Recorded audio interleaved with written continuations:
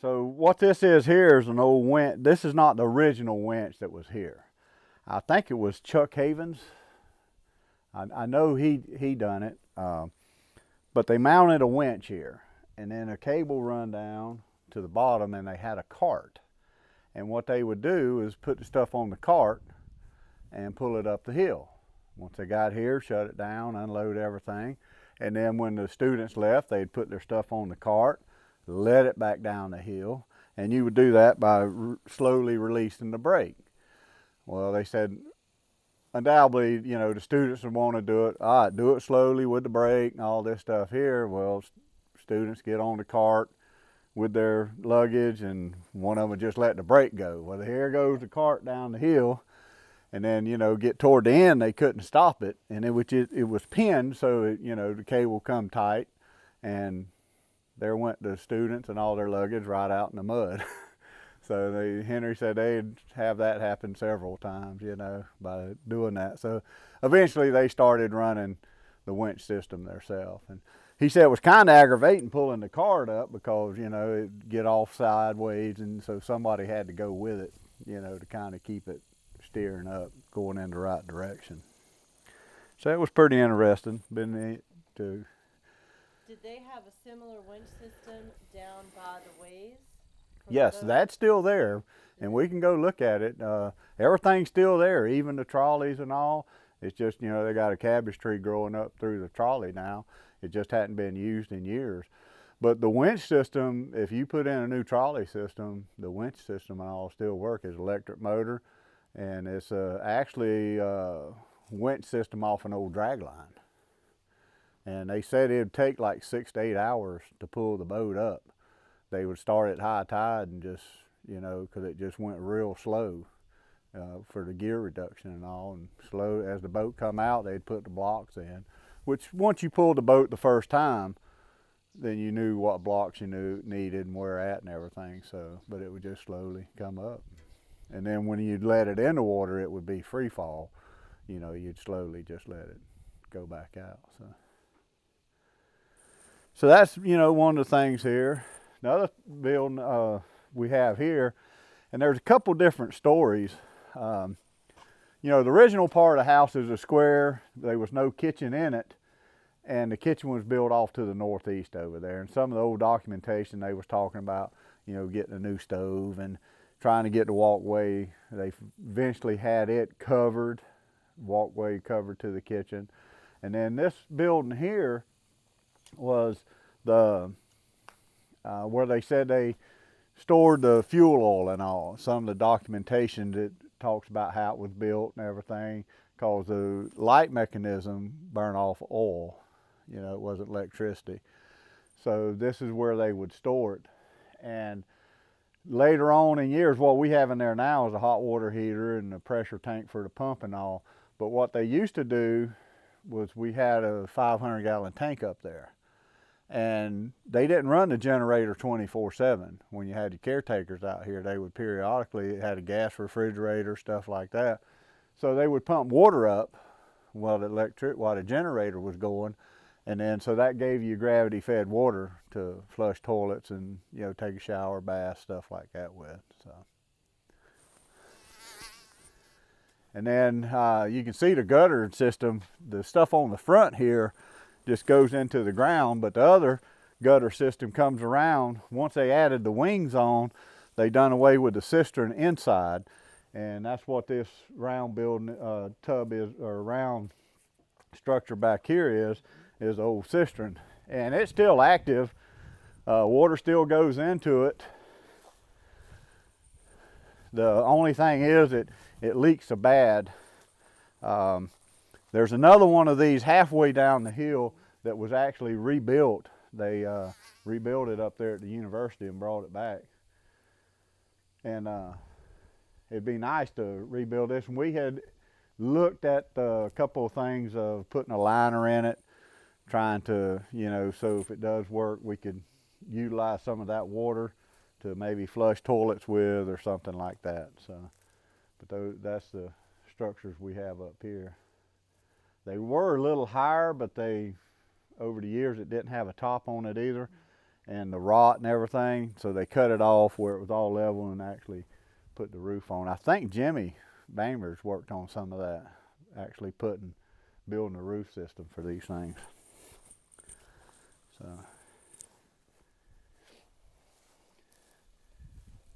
and you can see the cactus up in the chimneys up there. As long as I can remember, they've had cactus up in them things. And when this building was repainted, that was one of the things, was they couldn't take the cactus out of there. So, because to repaint the building, they have to go through the U.S. Fish and Wildlife Service, archaeological review and all that, certain type of paint, how they have to do it, not do it, and all that stuff. Because when they scrape, they had to put stuff down. You know, first had to check it for lead and all that. But yeah, those cactus was there. Said they had to stay there. And the seawall down below was redone in 2000, and there was a natural bonsai tree, cedar tree that was there. As long as I could remember, it growed right in the top of that old piling, but it was just a little thing. And when they redone the seawall down there, they pulled that piling up and lost the natural bonsai cedar. So.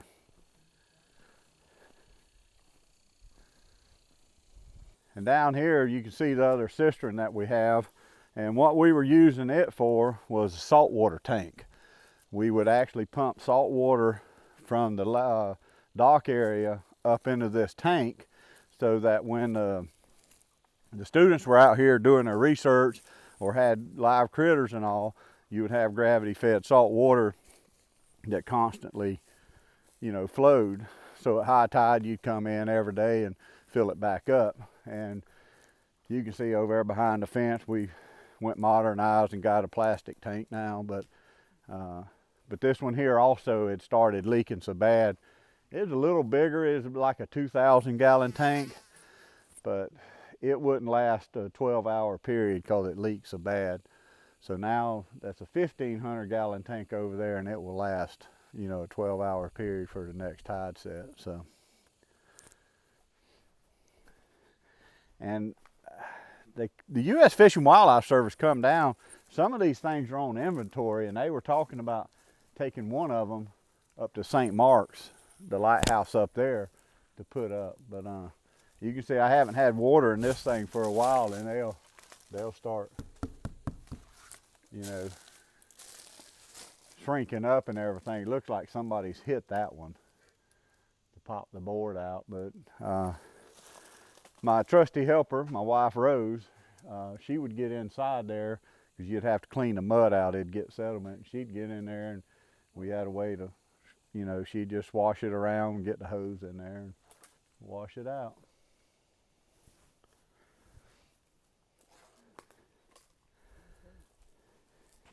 And, you know, it's just a pump house here. It was built just a few years ago, and then over behind the fence, you can see the generator house.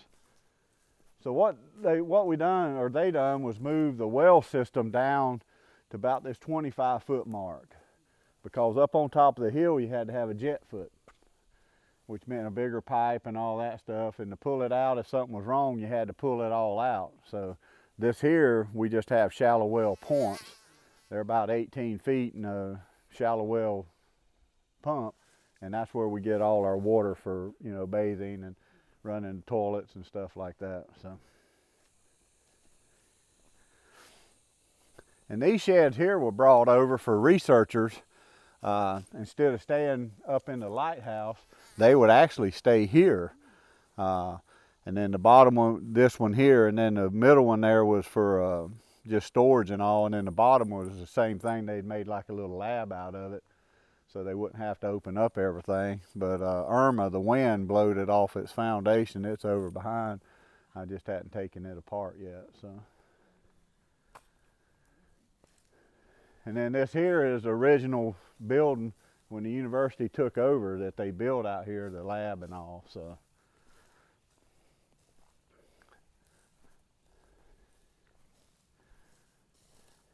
That'd be interesting, Val, to see what year, if you run across anything on when that lab was built. Okay. The lab building. I thought the sheds behind was the original lab, but Henry said no, those were always just storage sheds or something like that. They're maintenance sheds. But he said this was the original lab building that, you know, was built. So.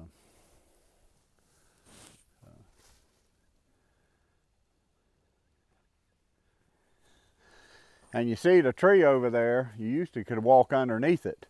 And when they redone the seawall in 2000, the contractor brought a lot of extra dirt out. And instead of the Fish and Wildlife Service, because that was under their contract, they just let them leave it out here. Originally, the dirt was supposed to be 12 inches below the top of the wall.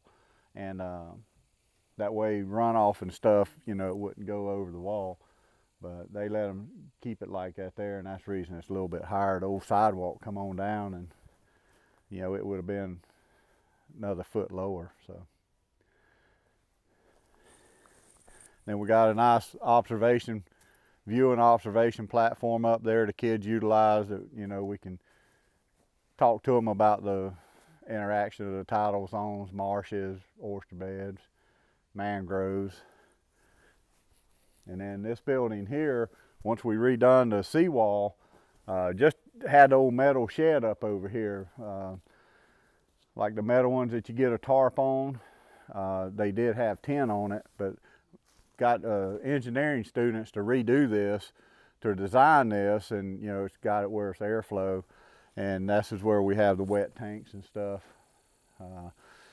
We pumped the salt water from that pump up to the holding tank, and now they have gravity fed water here. So, did y'all want to walk over and look at the boat waves? Sorry about that, I'm having to kill mosquitoes. They should be right over there. Oh yeah. We'll make it quick. Watch your step going over here. I'd move some stuff around.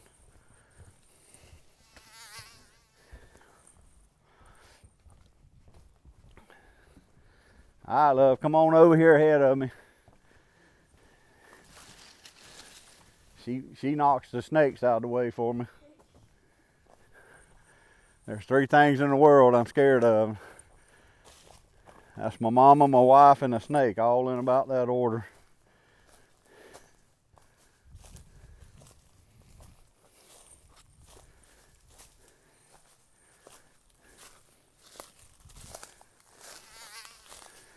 And one of our plans is to come in here and open this back up around it again so people can see it. But this is all it consisted of. Right here, a bunch of mosquitoes. But you see the railroad tracks, you know, and they didn't float them over here. They had to bring them over. But they just had cross members down in the railroad tracks. And then you can see the carriage here. They had 2 of them, and they were hooked together. And then up in here is the winch system.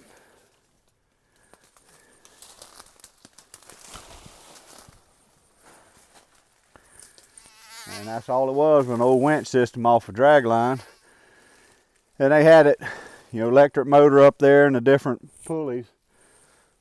And you see the cable here, which is rusted off. That's how long, you know, it's been since it's been used. But they'd hook it to it and just slowly start pulling it up. They've got this pinned over back there. Had it pinned down into the ground, so. One of my projects maybe one day is get this cleaned out and see if this old thing will turn again, so.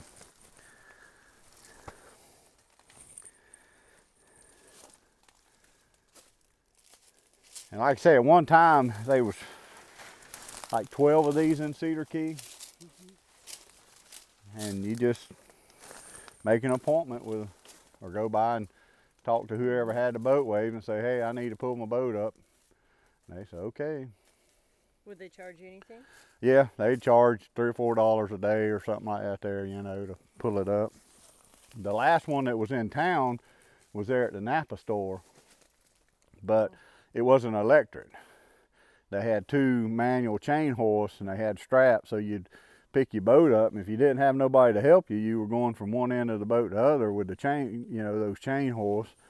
And then, you know, same way and they had a trolley that was like this here, but it moved sideways, so you could actually set 3 boats up on the trolley.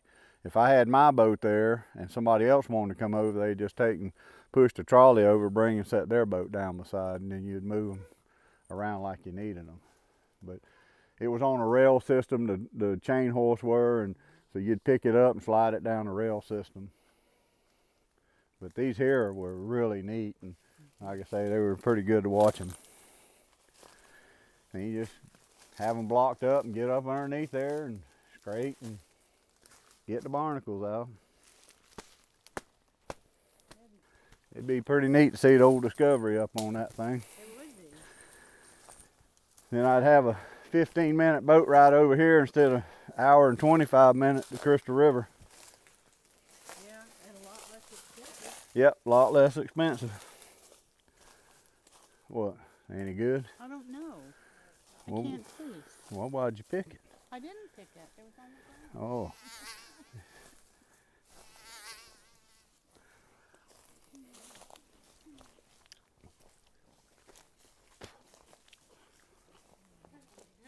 Yeah, it's good. Are they any good? They decent. Tastes like garland. No, that was probably the only tree they didn't get. And talking with different ones, they used to have a little set of boatways right here, just to pull the small boats up on. And you know, they'd come along and winch them up on rollers, clean them up, and then let them back down. So they pretty much done all the boat maintenance. You know, now I put it on a boat trailer, scrape the bottom, you know, paint them. It's just more efficient that way. The Discovery would be nice to have, you know, a lift or something like that, but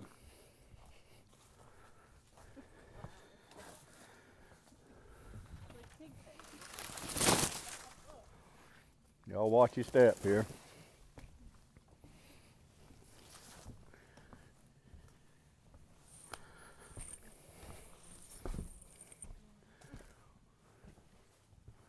So you see the Osprey platform over there? That used to be up on the observation deck.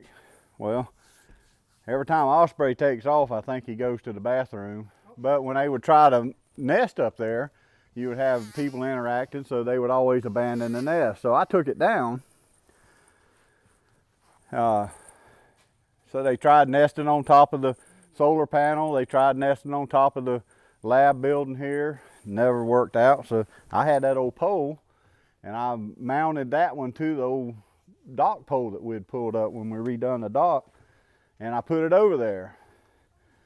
And they, you know, we were talking about, oh, it'd be 3 days or a week or 1 hour after I put it up, the ospreys were there starting to build a nest on it. So we thought it was pretty neat. And the first year they raised young in it. Last year they had 3 young, and 2 of them, you know, got weeded out. But the 3rd one got up pretty big, but then we come back a couple days later and it was gone. It wasn't big enough to fly yet, so I don't know if something come in and got it or what. So how's that? Thank you, Kenny. You're welcome, Val. I think you're giving enough blood now. Yep.